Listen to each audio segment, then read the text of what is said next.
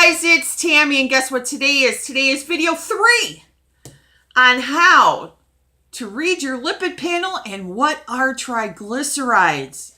So anyways, let's just jump right into it. But first, if you're watching this video, you're what? You're vertical. Put your problems that way. Put your cares that way. You are vertical. Put that smile on your face and enjoy your day. So what are triglycerides? Triglycerides are primarily blood fats, and it's not from the fats that you eat in your diet. Triglycerides are converted sugar. Triglycerides are used to transport excess carbs. Insulin is the converting hormone that makes triglycerides high. Having high triglycerides is very, very bad. Triglycerides are a form of fuel for our bodies. It jumps off the chylomicron. A chylomicron is like a shuttle, like a taxi, like I explained what LDL and HDL cholesterol is. It's a shuttle that carries the triglycerides to the fat cells and throughout the whole body. Any excess triglycerides gets turned into fatty acids, either gets used for energy or the excess gets stored in our adipose fat tissues, primarily in the stomach area. Triglycerides are the main thing that make up your fat cell. If you have high triglycerides, I know for a fact that you eat a lot of carbs and you eat a lot of sugar. Now, what is the optimal range for triglycerides? Triglycerides you want to keep below like 150 or below. 151 to 199 is slight risk. 200 to 499 is some risk, and anything over 500 is high risk. Now, how do you lower your triglycerides? You cut out most of the carbs and you cut out the sugar. And you can also exercise. But there is a small percentage of the population where it is genetic. And that is a whole different topic that I do not know about.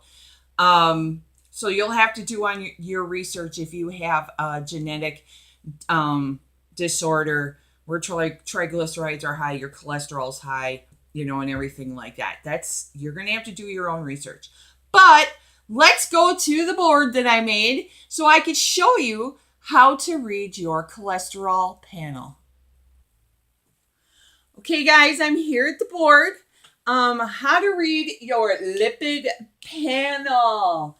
Okay, so usually when you have your blood work done, it's usually done fasted. So let's go through this. So your cholesterol, you want your number to be below 230.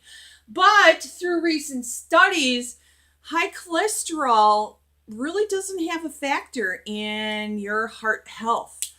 And I'll get into more on that in tomorrow's video.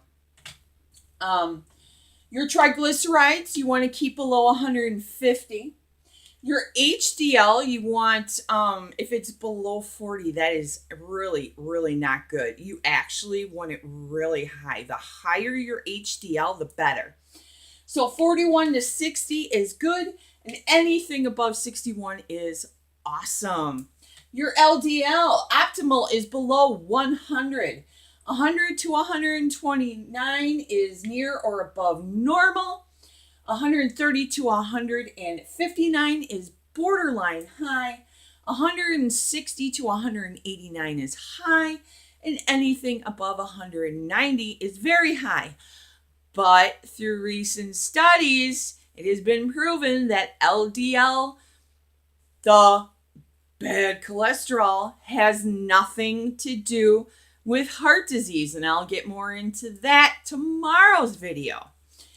So usually on a cholesterol panel, there is also a cholesterol to HDL ratio, and it should be below 5.1.